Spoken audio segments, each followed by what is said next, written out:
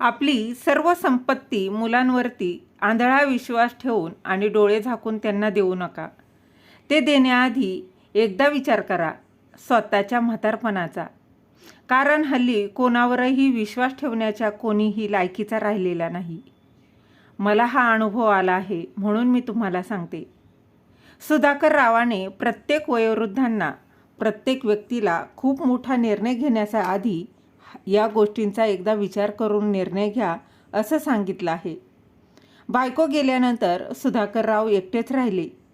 काही दिवसांनी ऑस्ट्रेलियामधून सुधाकर रावांना न्यायला त्यांचा मुलगा आला आणि तो आल्यानंतर त्यांनी सगळी प्रॉपर्टी विकली आणि ऑस्ट्रेलियाला जाण्यासाठी बापाला एअरपोर्टवर नेलं. परंतु तो बापाला फसवून एकटाच निघून गेला. काही दिवसांनी जेव्हा ऑस्ट्रेलियामध्ये त्याच्यावर खूप मोठं संकट कोसळलं तेव्हा तो बायकोला घेऊन पुन्हा भारतात परत आला. पण आल्यानंतर त्याने जे काही दृश्य पाहिलं त्यामुळे त्याचं तर 62 वर्षाचे सुधाकरराव देशमुख जे प्रायव्हेट नोकरीतून निवृत्त झाले होते.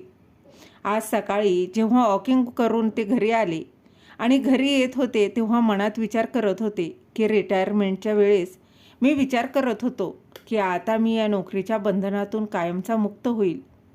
पण आता मला समजतच नाही की मला खरंच स्वातंत्र्यता भेटली आहे का नाही. मी मृत्यूच्या दिशेने जात आहे. आता हे जीवन खूप मोकळं मला वाटत आहे. एक एक क्षण खूप मुश्किलीने निघत आहे. राहून त्यांना आपल्या गावची चांगलीच आठवण येत होती.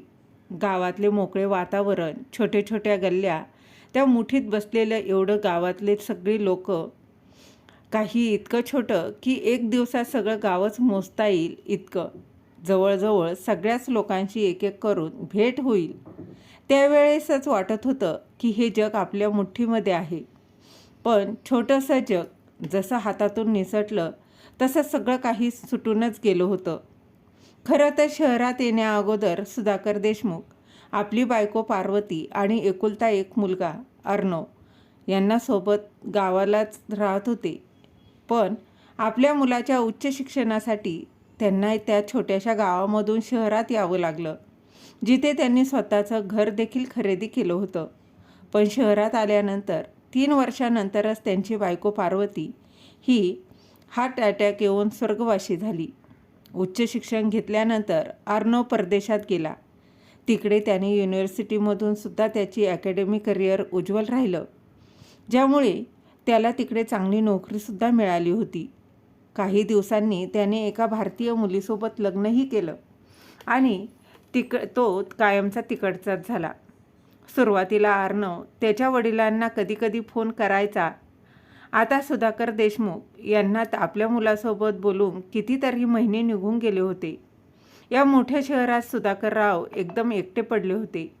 आज जेव्हा सकाळची वॉकिंग करून सुधाकरराव घरी आले तेव्हा अचानक फोनची रिंग वाजली. त्यांनी तो फोन उचलला तेव्हा तिकडनं आवाज आला, हॅलो बाबा, मी अर्णव बोलत आहे. हा बाळा बोल, कसा आहेस? तुझी मुलं कशी आहेत? सुनबाई कशी आहे? अगदी एका श्वासात सुधाकररावांनी कितीतरी प्रश्न विचारले. कारण त्यांना आनंदच तेवढा झाला होता की आपल्या मुलाचा फोन आला. मग अर्णवने आपल्या बाबांना विचारलं, बाबा, आम्ही सर्वजण ठीक आहोत. तुमची तब्येत कशी आहे?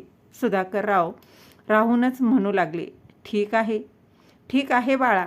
आता माझ्या तब्येतीचं काय घेऊन बसलाय? या वयात उतर चढ तर होणारच. काही ना काही आजार हे चालूच असतात. पण शरीर चालत आहे त्यामुळे मी देवाचे आभार मानतो. काय झालं बाळा? आज खूप दिवसांनी माझी आठवण झाली. अर्णवने उत्तर दिलं, काय सांगू बाबा, मी आता हे आयुष्य एवढं व्यस्त झालो की काय करायचं आणि काय नाही मला काहीच करायला वेळच मिळत नाही. खूप दिवसांपासून रोजच विचार करत होतो की तुम्हाला फोन करू, पण काही ना काही काम निघतच आहे. बघा, हे तू बरोबर बोललास बाळा. जसजसं पद वाढतं तसतशा जबाबदाऱ्यासुद्धा ह्या खूप वाढतात. मग अर्णव म्हणाला, मला तुम्हाला एक गोष्ट सांगायची आहे. तुम्हाला राग तर येणार नाही ना? किंवा वाईट तर वाटून नाही ना घेणार तुम्ही? बोल ना बाळा, वाईट वाटण्यासारखं काय आहे अर्णव? अर्णव बोलू लागला, बाबा, मी विचार करत होतो की तुम्ही तिकडे भारतात एकटेच राहता. आता तुमची तब्येतसुद्धा ठीक नसते आणि आमच्या लोकांचा तुम्हाला काहीच माहिती नसतं. कधीतरी आम्हाला भारतात यायला मिळेल. त्यामुळे तुम्हाला जर ठीक वाटत असेल तर तुम्ही आमच्यासोबत ऑस्ट्रेलियाला या. इथे तुमची नातवंडंसुद्धा तुम्हाला मला पाहून खूप खुश होतील आणि तुमचा वेळसुद्धा इथे सुखात निघून जाईल. इथे मला तुमची काळजी लागून राहिलेली असते. जर तुम्ही इकडे येणार असाल तर आम्हीसुद्धा निश्चिंत होऊ. आपल्या मुलाचा प्रस्ताव ऐकून सुधाकररावांना खूप छान वाटलं. त्यांना देखील आनंद झाला. ते विचार करू लागले की रिटायर होऊन आता 5 वर्ष झाली आहेत. कधी असं नको व्हायला की एक दिवस अचानकच माझे डोळे कायमचे बंद होईल आणि माझा मुलगा मला साधा खांदा द्यायला सुद्धा पोहोचू शकणार नाही. हा विचार करून सुधाकररावांनी आपल्या मुलाला होकार सांगितला. मग अर्णव म्हणाला, बाबा आता तुम्ही आमच्याजवळ येणार, मग आपल्याला भारतातल्या घराची काहीच गरज नाही. त्यामुळे तुम्ही त्या घराला विकून टाका. घराला विकून टाका. या अर्णवच्या बोलण्याने सुधाकरराव हैराण झाले. कारण की या घरासोबत त्यांच्या बायकोच्या खूप गोड आठवणी जुळल्या होत्या. या घरातल्या प्रत्येक वस्तूला त्यांच्या बायकोनं आपल्या हातानं सजवलं होतं. परंतु अर्णवसुद्धा बरोबर बोलत होता. कारण एकदा ऑस्ट्रेलियात गेल्यानंतर परत या घरात कोण येणार हा विचार करून त्यांनी घर विकण्यासाठी सहमती दर्शवली आणि दुसऱ्या दिवशी न्यूजपेपरमध्ये घर विकण्यासाठी जाहिरात दिली. काही दिवसातच घराचा सौदाही झाला आणि जवळजवळ 1 महिन्यानंतर अर्णव भारतात आला आणि घराच्या पैशांची लेनदेन केली. सुधाकररावांनी बँकेमध्ये जी FD केली होती, अर्णवने त्याचासुद्धा ड्राफ्ट बनवून कॅशमध्ये केला होता. सर्व संपत्ती विकून ते लोक ऑस्ट्रेलियात जाण्यासाठी तयार झाले. सुधाकरराव आणि अर्णव हे एअरपोर्टवर पोहोचले. अर्णव म्हणाला, बाबा तुम्ही इथे सोफ्यावर बसा. ही सगळी फॉर्मॅलिटी मी पूर्ण करून येतो. थोडा त्यात वेळ जाईल. मी काही वेळातच चेक इन करून नंतर परत येतो आणि मग तुम्हाला घेऊन जातो. सुधाकरराव तिथे सोफ्यावर बसून राहिले आणि त्यांचं मन भूतकाळात गेलं. एक एक करून त्यांच्या जीवनाचं पानं उलगडायला त्यांनी सुरुवात केली. जे घर त्यांच्या बायकोनं एवढं आवडीने बनवलं होतं, त्या घराला विकताना त्यांचं मन खूपच भरून आलं होतं.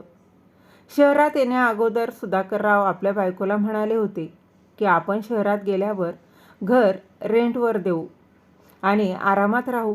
पण पार्वतीबाई तयार झाल्या नाही. त्या म्हणाल्या, आपण जर घर रेंटवर घेतलं तर आपण वर्तमानात आरामात जगू शकणार नाही. आपल्या भविष्याची कायमच चिंता लागून राहील. छोटं का असेना, पण आपण आपलं घर किंवा फ्लॅट लोन घेऊन खरेदी करू. त्यामुळे कमीत कमी आपल्याला म्हातारपणात कुठे भटकायला लागणार नाही. किती आवडीनं सुधाकररावांनी हे घर बनवलं होतं. पार्वतीसुद्धा थोडेच दिवस या घरात राहू शकली होती. अचानक एका रात्री तिची तब्येत खराब झाली आणि श्वास घ्यायला तिला त्रास होऊ लागला. उपचारासाठी तिला हॉस्पिटलमध्ये नेलं, परंतु डॉक्टरांच्या खूप प्रयत्नानंतरही पार्वतीला ते वाचवू शकले नाही आणि या दिवसात ती सुधाकररावांना एकट्याला सोडून देवाघरी गेली. पार्वतीच्या मृत्यूनंतर अर्णव थोडे दिवस भारतात आला होता आणि काहीच दिवसात तो परतसुद्धा गेला. परंतु तो गेल्यानंतर सुधाकरराव खूपच एकटे पडले होते. कुठेच त्यांचं मन लागत नव्हतं. एवढ्या मोठ्या घरात राहणं म्हणजे त्यांना वाटत होतं की हे घर त्यांना खायला उठलं आहे. सुधाकररावांनी घरातली कामं कधीच केली नव्हती, पण आता ते स्वतः स्वयंपाक करायला लागले आणि घरातली साफसफाई करण्यासाठी एक कामवाली बाई देखील ठेवली होती. अचानक सुधाकरराव भूतकाळातून बाहेर आले. त्यात खूपच उशीर झाला होता. अर्णव अजून चेक इन करून आला नव्हता. त्यांनी घड्याळाकडे पाहिलं तर अर्णव जाऊन आता तब्बल 2 तास झाले होते. सुधाकररावांनी ऑस्ट्रेलियाला जाणाऱ्या फ्लाईटच्या काउंटरवर जाऊन तिथल्या मॅडमला विचारलं, मॅडम माझं नाव सुधाकर देशमुख आहे. माझ्या मुलाचं नाव अर्णव देशमुख आहे. आम्हाला ऑस्ट्रेलियाला जाणाऱ्या फ्लाईटमध्ये बसायचं आहे. माझा मुलगा चेकिंग करण्यासाठी गेला होता, पण आता मला तो कुठेच दिसत नाही. सुधाकररावांचं बोलणं ऐकून काउंटरवर असणारी महिला ती महिला प्रवाशांची लिस्ट पाहून म्हणाली, हो सर, अर्णव देशमुख नावांचे प्रवासी इथे आले होते, ज्यांनी चेकिंग केलं होतं. सर, ऑस्ट्रेलियाची फ्लाईट निघून 1 तास होऊन गेला. हो. त्या महिलेचं बोलणं ऐकून सुधाकरराव खूप हैराण झाले. म्हणाले, पण मॅडम, मला त्याच फ्लाईटनं ऑस्ट्रेलियात जायचं होतं. मला घेतल्याशिवाय फ्लाईट कशी काय निघून गेली? असं तर घडूच शकत नाही. सर, जेवढे प्रवासी त्या फ्लाईटने जाणार होते तेवढे सगळे गेले आहेत. कोणताच प्रवासी मागे राहिलेला नाही. जर प्रवासी पोचला नसेल तर आम्ही त्या प्रवाशाच्या नावाची घोषणा करतो. त्या महिलेचं बोलणं ऐकून सुधाकरराव भरल्या आवाजात म्हणाले, तर मग मला घेतल्याशिवाय माझा मुलगा ऑस्ट्रेलियात गेला? याचा अर्थ असा झाला की त्याने माझं तिकीट घेतलेलंच नव्हतं. हा कसला कपटीपणा आहे? सुधाकररावांच्या पायाखालची जमीनच सरकली होती. ते आपलं डोकं पकडून जमिनीवर धपकन पडले आणि जोरजोरात रडू लागले. त्यानंतर सावरत त्यांनी विचार करू लागले की माझा मुलगा इतका कपटी असू शकतो? त्याला चांगले शिक्षण देण्यासाठी आम्ही आमच्या जीवनाच्या सुंदर दिवसांना सुद्धा कष्ट करण्यात घालवलं होतं. पार्वती मला नेहमी सांगायची की म्हातारपणासाठी आपल्याला थोडं तरी वाचून ठेवायला पाहिजे. पण माझं डोकं एकच उत्तर असायचं की आपल्याला फक्त एकच मुलगा आहे. जर आपण त्याच्या सुखाचा विचार केला नाही तर कोण करणार? अर्णव एक खेळणं मागत होता तेव्हा मी त्याला 2 खेळणे आणून देत होतो. त्याचा एकच हट्ट होता की त्याला परदेशात शिकायला जायचं होतं आणि तो हट्ट पूर्ण करण्यासाठी मी जीवाचं रान करून कुठून पैसे गोळा केले होते ते माझं मलाच माहिती. कितीतरी लोकांच्या पुढे मी हात पसरला होता. माझ्या डोक्यात फक्त अर्णवचा हट्ट पूर्ण करण्याचा विचार होता. माझा मोठा भाऊ अंकुशदादासोबत सुद्धा भांडण केलं होतं कारण की त्याने माझी मदत करायला नकार दिला होता. तो म्हणायचा की जर तुझ्यात सामर्थ्यच नाही तर त्याला परदेशात कशाला पाठवतो? आपल्या देशात नाही का तो शिकू शकत? आपल्या देशात शिकून मुलं नोकरी नाही का करत? माणसाने नेहमी अंथरूण पाहून पाय पसरावं. माझ्या भावाच्या बोलण्याने मला खूप त्रास झाला होता. त्या दिवशी मी मनात ठरवलं होतं की आता कोणत्याच मदतीसाठी मी माझ्या भावाच्या दारात कधीच पाय ठेवणार नाही. आणि त्या वेळेसच आमच्या दोघा भावांच्या नात्यामध्ये कडूपणा आला होता. पण पाहिले गेले तर त्यांनी काहीच चुकीचं बोललं नव्हतं. ज्या मुलासाठी मी माझ्या भावासोबत संबंध तोडले, आज तोच मुलगा माझ्या म्हातारपणात मला बेसहारा सोडून धोका देऊन कपटीपणा करून निघून गेला होता. ज्या दिवसात मला त्याची जास्त गरज होती, सिक्युरिटी कर्मचारीच्या आवाजामुळे सुधाकररावांची तंद्री तुटली आणि तो कर्मचारी त्यांना विचारत होता, सर, तुम्हाला कुठे जायचं आहे? मी खूप वेळापासून तुम्हाला इथे बसलेलं बघितलं आहे. बाळा, मी कुठे जाणार? माझं आता कोणतंच ठिकाण नाही राहिलं. मला तर माझ्या मुलासोबत ऑस्ट्रेलियात जायचं होतं, पण तो तर मला सोडून निघून गेला. आता माझं नशीब मला कुठे घेऊन जाईल हे मला स्वतःला देखील माहिती नाही. एवढं बोलून सुधाकरराव शेजारच्या बेंचवर बसले आणि त्यांनी थोड्या वेळाने उठले. काहीच त्यांना कळत नव्हतं. दुःखी मनाने ते एअरपोर्टवरून बाहेर आले आणि विचार करू लागले की हे देवा, अशा कठीण समयी आता मी कुठे जाऊ? आता मला कोण आधार देईन? आता तर माझं घरसुद्धा माझ्याजवळ राहिलेलं नाही. मी माझ्या मोठ्या भावाजवळ जाऊ का? तो करेल का मला मदत? मला माफ करेल का? तो असं त्यांच्या मनात विचार येत होता. माझ्याजवळ आता कोणताच पर्याय नाही. दादासमोर रडेन, मी माझी अडचण सांगेन, कदाचित त्याचं मन पागळेल. एकदा जाऊनच पाहतो हा विचार करत ते रिक्षा पकडण्यासाठी पुढे आले. तब्बल 2 तासानंतर ते आपल्या दादाच्या घरी पोहोचले. बेल वाजवली तर त्यांच्या मुलकर्णींनी दरवाजा उघडला आणि विचारलं, कोणाला भेटायचं आहे? कोणाला भेटायचं आहे तुम्हाला? सुधाकरराव भरलेल्या आवाजात म्हणाले, अंकुशदादा आहे का? अंकुशदादा घरी आहे का? की दादासाहेब आहे? पण तुम्ही कोण आहात? दादाला सांगू की त्यांचा लहान भाऊ आला आहे? त्याच वेळेस अंकुशराव बाहेर आले आणि आपल्या छोट्या भावाला अशा अवस्थेत पाहून हैराण झाले. आपल्या मोठ्या भावाला पाहून सुधाकररावांना असं काही अजूनच भरून आलं आणि आपल्या दादाला मिठी मारून ते जोरजोरात रडायला लागले. अंकुशराव त्यांना आत घेऊन गेले आणि आपल्या भावाला रडण्याचे कारण विचारलं. परंतु सुधाकरराव सांगण्याच्या अवस्थेत नव्हते. त्यांच्या डोळ्यातून लगातार अश्रू वाहत होते. अंकुशरावांनी मोलकरणीच्या हातून पाणी आणायला सांगितलं आणि अंकुशराव त्यांना दिलासा देत म्हणाले, सुधाकर, काय झालं आहे? तू अशा प्रकारे का रडत आहेस आणि ही काय स्वतःची अवस्था करून घेतली आहे? हे बघ, हे घे, पहिलं पाणी पी आणि शांत हो. आता तू माझ्या घरात आहेस. आपल्या दादाजवळ सुधाकररावाने एक मोठा श्वास घेतला आणि थोडं पाणी पिले आणि हळू आवाजात म्हणाले, दादा, मी काय सांगू तुला? या वयात माझ्यासोबत माझ्याच मुलाने कपटीपणा केला आहे. मी कधीच स्वप्नात सुद्धा विचार केला नव्हता की हा दिवस सुद्धा मला पाहायला मिळेल. अंकुशराव सुधाकररावांना गोंधळून म्हणाले, मला नीट समजावून सांग बरं. मला काहीच कळत नाही.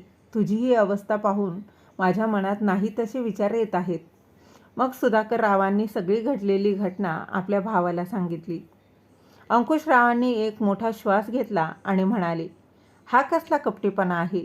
तू आपल्या मुलाच्या उच्च शिक्षणासाठी आणि त्याला चांगला माणूस बनवण्यासाठी स्वतःच्या सगळ्या इच्छा दाबल्या, जीवाचं रान केलं आणि तुझ्यासोबतच असं घडलं. आईवडील याच दिवसासाठी आपल्या मुलांना कष्टाने वाढवतात का? आजकालची मुलं किती स्वार्थी झाली आहेत. तेव्हा सुधाकरराव म्हणू लागले, दादा, आता मला काहीच समजत नाही की मी काय करू. या वयात आता मी कुठे नोकरीही करू शकत नाही. हेच चांगलं होईल की तू मला चांगल्या वृद्धाश्रमामध्ये पाठव. हे काय म्हणतोय सुधाकर? आत्मसन्मानाने जगणारा माणूस आज वृद्धाश्रमामध्ये जाण्यासाठी बोलत आहे. हे घर तुझंही आहे की? माझी मुलगी अणूच्या लग्नानंतर तुझी वहिनी हे जग सोडून गेली. तिच्या मी एकतर अगदी एकटा झालो होतो. आता तू आला आहेस तर आपल्या दोघांचा वेळ अगदी आरामात निघून जाईल. आपल्या दादाचं बोलणं ऐकून सुधाकररावांना थोडं हलकं वाटलं. परंतु सुधाकररावांना आपल्या दादावर ओझं बनून राहायचं नव्हतं आणि त्यामुळेच ते आतासुद्धा काळजीत पडले होते. दोन्ही भावांच्या गप्पा चालल्या होत्या तेव्हा दरवाजाची बेल वाजली. मोलकरणीने दरवाजा उघडला तर समोर अंकुशरावांची मुलगी अणू काही दिवसांसाठी आपल्या वडिलांच्या घरी राहायला आली होती. इतक्या वर्षानंतर आपल्या चुलत्याला पाहून ती आश्चर्यचकित झाली. अणू आपल्या चुलत्याजवळ बसली आणि त्यांची तब्येत कशी आहे ते विचारायला लागली. अणूला जेव्हा सुधाकररावांबरोबर जे काही झालं हे कळालं तेव्हा ती सुद्धा खूप हैराण झाली आणि दुःखीसुद्धा झाली. तिला विश्वासच बसत नव्हता की अर्णव आपल्या वडिलांसोबत असं काही करेल. दुसऱ्या दिवशी अणूने आपल्या वडिलांना आणि चुलत्याला नाश्ता बनवून दिला आणि एक वेगळ्या रूममध्ये निघून गेली. सुधाकररावांनी पाहिलं की अणू मोबाईलवर ऑनलाईन क्लास घेत होती. अणूला ऑनलाईन क्लास घेताना पाहून सुधाकररावांच्या मनात एक विचार आला आणि जेव्हा अणू बाहेर आली तेव्हा ते अणूला म्हणाले, बाळा, एक गोष्ट सांग, मी सुद्धा ऑनलाईन क्लास घेऊ शकतो का? घरी बसून बसून आपल्या मुलाचा विचार करून त्रास करून घेण्यापेक्षा हे तर चांगलं आहे की. मी एखाद्या कामात व्यस्त होऊन जातो. सुधाकररावांचं बोलणं ऐकून अणू म्हणाली, का नाही काका, तुम्ही तर एक चांगले टीचर होऊन गेले आहात. आजकाल तर ऑनलाईन क्लासचा जमाना आहे. त्यामुळे तुम्हाला स्कूलचा सुद्धा जायला लागणार नाही आणि स्कूलसारखं तासनतास उभंही राहून शिकवायची गरज नाही. तुम्ही तुमच्या वेळेनुसार मुलांना शिकवू शकता आणि तसं तर तुम्ही गणित विषयाचे चांगले शिक्षक होऊन गेले आहात. अणूने सुधाकररावांचा ऑनलाईन एक रिझ्यूम बनवून आपल्या स्कूलमध्ये पाठवला आणि काही दिवसातच त्यांना नियुक्त करण्यात आलं. सुधाकररावांना आता ऑनलाईन शिकवण्याचे चांगलेच पैसे मिळायला लागले होते. सकाळी 9 वाजल्यापासून ते दुपारी 12पर्यंत आपल्या मोबाईलवरून ते मुलांना ऑनलाईन शिकवत होते आणि आपला सर्व खर्च ते स्वतः काढत होते. आता त्यांना जगण्याची नवीन आशा भेटली होती. आता सुधाकरराव पहिल्यापेक्षा चांगले राहायला लागले होते. ते त्यांच्या जीवनात आता खुश होते. त्यांचा आनंद पाहून अंकुशरावसुद्धा खूप खुश झाले. सुधाकररावांची गरीब मुलांसाठी त्यांचीसुद्धा काहीतरी करण्याची इच्छा होती. त्यामुळे त्यांनी मुलांसाठी कोचिंग सेंटर उघडलं आणि त्यामध्ये त्यांची पुतणी अणूने त्यांची खूप मदत केली. अणूच्या मदतीने त्यांनी एक जागा रेंटवर घेतली. गणित विषयाच्या व्यतिरिक्त बाकीचे विषय शिकवण्यासाठी त्यांनी 2 शिक्षक कामावर ठेवले. त्यांच्या कोचिंग सेंटरची फी काही जास्त नसायची आणि जर का गरीब मुलं फी देऊ शकली नाही तर ते त्यांना फ्रीमध्ये शिकवत होते. त्यामुळे त्यांच्या कोचिंग सेंटरची लोकप्रियता वाढली होती. सुधाकर रावांच्या समाजकारणाला पाहून आता त्यांच्या मदतीसाठी काही NGOसुद्धा त्यांच्यासोबत जोडले गेले होते, ज्यांनी सुधाकर रावांच्या कोचिंग सेंटरसाठी मोठी जागा उपलब्ध करून दिली आणि एकाच वर्षात त्यांच्या कोचिंग सेंटरचं रूपांतर एका मोठ्या इन्स्टिट्यूटमध्ये झालं होतं. पण म्हणतात ना, कर्माची फळं आज नाही तर उद्या ती भोगावीच लागतात. या जन्मात नाही तर पुढच्या जन्मात अर्णवने जो धोका आपल्या वडिलांना दिला होता, त्याच धोक्याच्या फळामुळे पासून तो कसा वाचू शकत होता. आपल्या एका मित्राच्या सोबत पार्टनरशिपसाठी अर्णवने आपल्या वडिलांचा पैसा जो धोक्याने मिळवला होता, त्याच मित्राने अर्णवला सर्व पैसे हडपून धोका दिला होता. पार्टनरशिपमध्ये बिझनेस सुरू करण्यासाठी अर्णवने पहिलीच नोकरी सोडून दिली होती आणि आता त्याला कुठेच नोकरीही मिळत नव्हती. शेवटी परत देशात तो बिना पैशांचा किती दिवस राहू शकणार होता. जे थोडे काही पैसे वाचले होते त्याच पैशाने त्याने तिकीट काढलं आणि ते लोक भारतात परत आले. भारतात येऊन अर्णव आपल्या बायको आणि पोरांसोबत त्याच्या सासरी राहू लागला होता. नोकरी शोधत होता, पण त्याला मोठी नोकरी काही केल्या मिळत नव्हती आणि छोटी नोकरी त्याच्या स्टँडर्डची वाटत नव्हती. सासरचे लोक आपल्या बेरोजगार जावयाला किती दिवस इज्जत देतील. अर्णवला आता जाणवू लागलं होतं की आपल्या सासरवाडीत आपल्याला कमी किंमत देत आहेत. तो त्याच्या जीवनात आता पूर्णपणे त्रासला होता, पण आता करूही शकत नव्हता. तरी तो काय करणार होता. आणि एक दिवस जेव्हा त्याने पेपर वाचायला सुरुवात केली, त्याने पेपर घेतला आणि वाचायला सुरुवात केली. पेपर वाचायला घेतला तेव्हा पेपरमध्ये आपल्या वडिलांच्या फोटोला पाहून तो हैराण झाला. पेपरमध्ये लिहिलं होतं, नेहमी कष्ट करणारी लोक आपल्या अडचणींना घाबरत नाही, उलट आपल्या मेहनतीने अडचणींच्या दूर करतात. ते नक्कीच अडचणींना दूर करण्याचा प्रयत्न करतात. कष्ट करूनच आपण आपल्याला परत आत्मनिर्भर बनवू शकतो. आणि खाली होतं श्री सुधाकरराव देशमुख, ज्यांनी वय वर्ष 65मध्ये आपल्या आतमधल्या शिक्षकाला आता पुनर्जीवन दिलं होतं आणि आजच्या या वृद्ध माणसांसाठी एक प्रेरणास्थान झाले होते. श्री सुधाकरराव देशमुख हे महान शिक्षकांमधले एक आहे, ज्यांनी गरीब मुलांसाठी फ्री शिक्षण चालू केलं होतं. त्यांच्या या महान कार्याला पाहून सरकारकडून त्यांना पुरस्कार दिला जाणार होता. वर्तमानपत्रात हे वाचून अर्णवला विश्वासच बसत नव्हता. तो खूपच हैराण झाला होता की आपल्या वडिलांना ज्या प्रकारे त्याने धोका देऊन त्यांचे पैसे घेऊन पळून गेला होता, आज तेच आपल्या हिमतीवर एवढा मोठा पुरस्कार प्राप्त करणार आहेत. पेपरमधल्या छापलेली बातमीसोबतच त्यांच्या कोचिंग सेंटरचं नाव आणि पत्तासुद्धा लिहिला गेला होता. अर्णव मदत मागण्यासाठी आपल्या बायकोसोबत लगेचच आपल्या वडिलांना भेटण्यासाठी गेला आणि त्यानंतर तिथे पोहोचल्यानंतर त्यांनी पाहिलं की एक खूप मोठे इन्स्टिट्यूट बनलं होतं. जेव्हा अर्णव आणि त्याची बायको आतमध्ये गेले तेव्हा गार्डने विचारल्यावर त्यांनी त्याला सांगितलं की त्यांना सुधाकर रावांना भेटायचं आहे. गार्ड त्यांना ऑफिसमध्ये बसून सुधाकर रावांना बोलवायला गेला. जसे सुधाकर राव आपल्या ऑफिसमध्ये आले तेव्हा अर्णव त्यांना पाहून हैराण झाला होता. कधी काळी त्याच्या वडिलांच्या चेहऱ्यावर लाचारी दिसत होती, आज त्यांच्या चेहऱ्यावर आत्मविश्वास चमकत होता. सुधाकरराव आतमध्ये येताच अर्णव त्याच्या पायाशी पडून रडू लागला. सुधाकरराव आपल्या मुलाला अचानकच आपल्या पायापाशी पाहून हैराण झाले होते. तेव्हा अर्णव म्हणाला, बाबा, मला माफ करा, माझ्याकडून खूप मोठी चूक झाली आहे. मी तुम्हाला धोका देऊन तुमचं घर विकून तुम्हाला एकट्याला सोडून निघून गेलो, पण त्याची शिक्षा मला देवाने दिली आहे. माझ्यासोबत सुद्धा खूप मोठा धोका झाला आहे. हो, आता मला तुमचाच आधार आहे.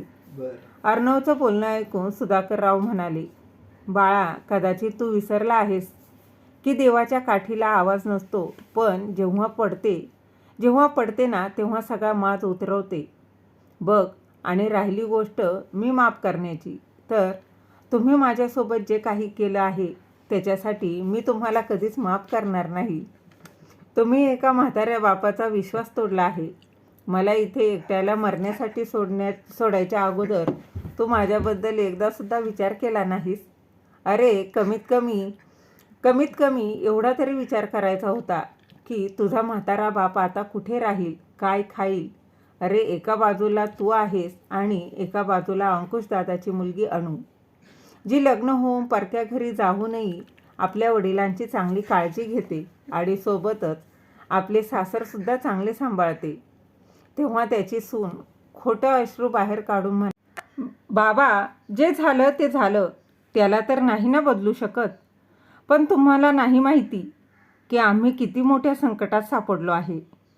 एका पैशासाठी आम्ही लोक तरसत आहोत. मुलांच्या शिक्षणाचा सुद्धा खर्च आहे. तुम्हीच सांगा आता आम्ही कसं जगू. अर्णव म्हणाला, बाबा तुम्ही जर आम्हाला काही मदत केली तर. अर्णव बोलतच होता की सुधाकरराव लगेचच अगदी स्पष्टपणे म्हणाले, एकदा मी तुझ्याकडून धोका खाल्लेला आहे. यापेक्षा जास्त वेळा धोका खाण्याची शक्ती माझ्याजवळ नाही. तुम्हाला जे करायचं आहे ते करा. जो काही पैसा मी कमवतो आहे माझ्या स्वबळावर कमवतो आहे. त्या पैशातला 1 रुपयासुद्धा माझ्याकडे तुमच्यासाठी नाही. जर मी या म्हातारपणात एवढे सगळे कमवू शकतो तर मग तुझे वय आता काहीच नाही रे. स्वतः पैसे कमव आणि स्वतःचं आयुष्य कसं जगायचं आहे ते स्वतः पहा. पण आयुष्यात माझ्याजवळ कधीच परत येऊ नको. माझ्या क्लासची वेळ झाली आहे, मी जातो. दोघंही मुलगा आणि सून आपल्या वडिलांकडे हैराण होऊन मोठे डोळे करून बघत होते.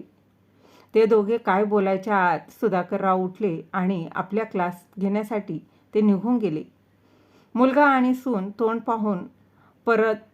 पाडून परत निघून गेले. आता त्यांच्याकडे पश्चातापाशिवाय कोणताच पर्याय वाचला नव्हता. तर मग मित्र आणि मैत्रिणींनो, तुम्हाला ही आजची कथा कशी वाटली कमेंट करून नक्की कळवा. आणि कथा आवडली असेल तर कथेला लाईक शेअर नक्की करा. धन्यवाद.